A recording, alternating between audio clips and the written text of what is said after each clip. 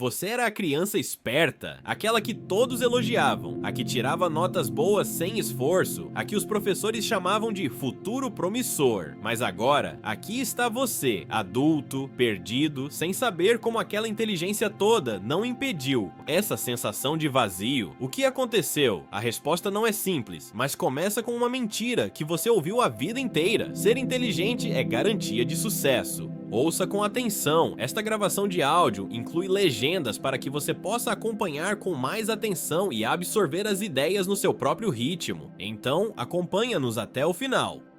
A verdade é que o mundo não premia só quem sabe muito. Premia quem se adapta, quem erra, quem levanta depois de cair. E é aí que muitas mentes brilhantes tropeçam. Enquanto os outros aprendiam a lidar com frustração, você só ouvia: "Você é tão inteligente".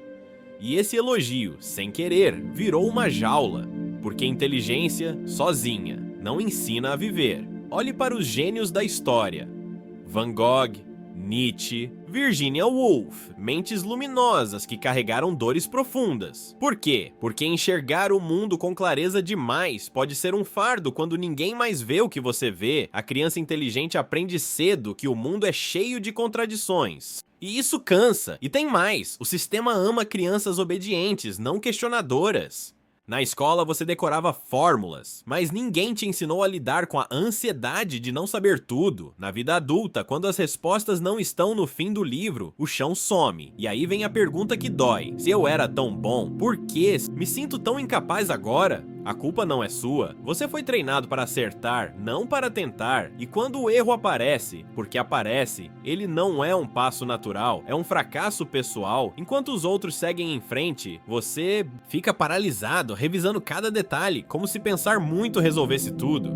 Spoiler, não resolve. Aqui entra a psicologia. Inteligência sem resiliência vira autossabotagem. Estudos mostram que crianças superdotadas têm mais chances de desenvolver ansiedade e perfeccionismo. Por quê? Porque o cérebro que aprende rápido também critica rápido, principalmente a si mesmo. Você vira seu próprio carrasco. Mas calma, a saída. O primeiro passo é aceitar que sentir-se perdido não é sinal de fraqueza, é sinal de humanidade. Até Einstein duvidava de si mesmo. A diferença é que ele aprendeu a conviver com a dúvida. E você também pode. O segundo passo: trocar a pergunta "por que eu falhei?" por "o que eu aprendi aqui?" Porque inteligência real não é saber tudo, é saber se refazer. E você que sempre achou as respostas, agora precisa fazer algo mais difícil: aceitar as perguntas. Agora, respire fundo, porque no próximo capítulo vamos desmontar o maior mito que te prende: a ideia de que você precisa ser excepcional para ser feliz. E acredite, isso vai mudar tudo. Ninguém pode ser feliz sendo um anormal.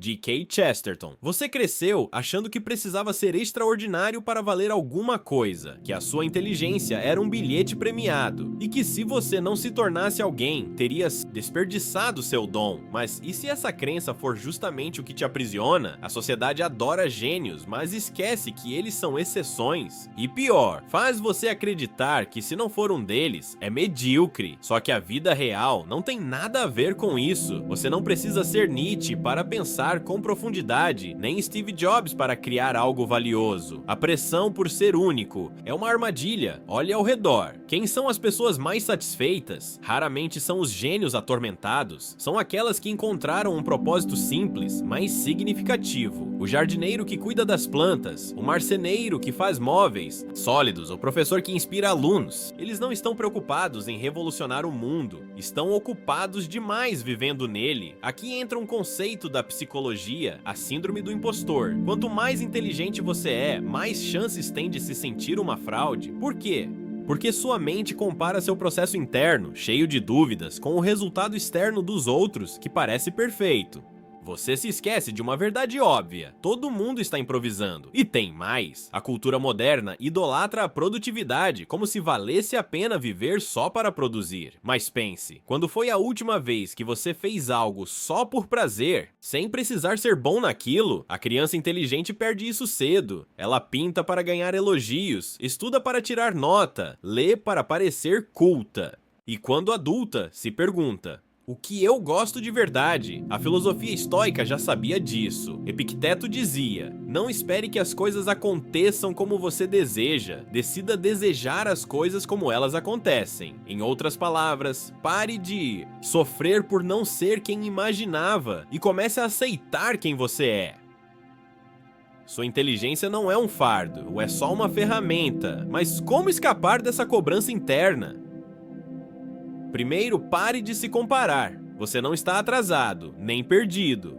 Está exatamente onde precisa estar. Segundo, redescubra o tédio criativo. Sim, o tédio.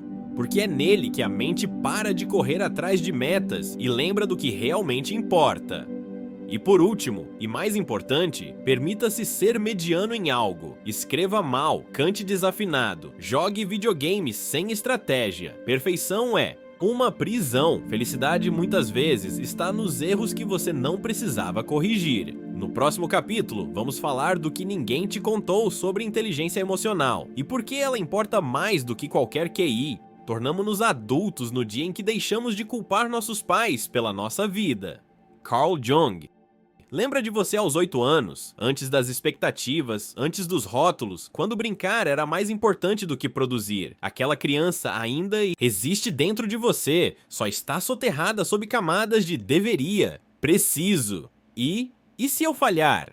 Mas ela não sumiu, e reencontrá-la pode ser a chave para sair desse labirinto. A primeira coisa que a criança inteligente perde, a curiosidade sem propósito. Você não explorava o mundo para ser alguém, explorava porque era divertido. Mas aí vieram as notas, os rankings, a pressão para performar, e aquela alegria virou obrigação. Resultado: hoje, até seus hobbies parecem metas disfarçadas. A psicanálise tem um nome para isso: alienação do desejo, quando você substitui o que realmente quer pelo que acha que deveria querer. O garoto que amava desenhar vira um adulto que só rabisca planilhas. A menina que adorava histórias vira uma profissional que só lê relatórios. E aí, no meio da vida adulta, vem aquele vazio. O que eu gosto de verdade, mas como voltar? Comece com um exercício simples. Pergunte-se: o que eu fazia por horas e perdia a noção do tempo? Não importa se era colecionar pedras, montar quebra-cabeças ou inventar mundos imaginários. Essa atividade tinha um segredo: ela te colocava em estado de fluxo, aquele lugar mental onde esquecemos de nós mesmos porque estamos totalmente imersos. O problema é que adultos inteligentes sofrem de hiperconsciência. Tudo vira análise, tudo vira autoavaliação. Você não assiste um filme, fica pensando na mensagem. Não ouve uma música, fica decifrando a letra. Perdeu a capacidade de simplesmente experienciar.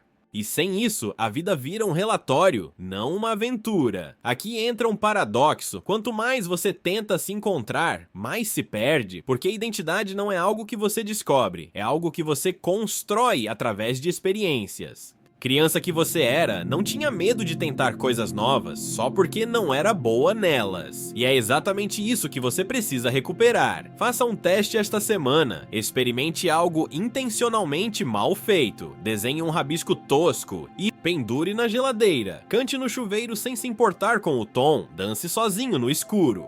O objetivo não é ser bom, é lembrar como é não se levar tão a sério, porque no fundo, essa sensação de estar perdido não é sobre falta de capacidade, é sobre excesso de autocobrança. Você não é um projeto inacabado, é um ser humano em processo, e talvez, só talvez, a resposta não esteja em encontrar seu propósito, mas em redescobrir o prazer de não precisar ter um.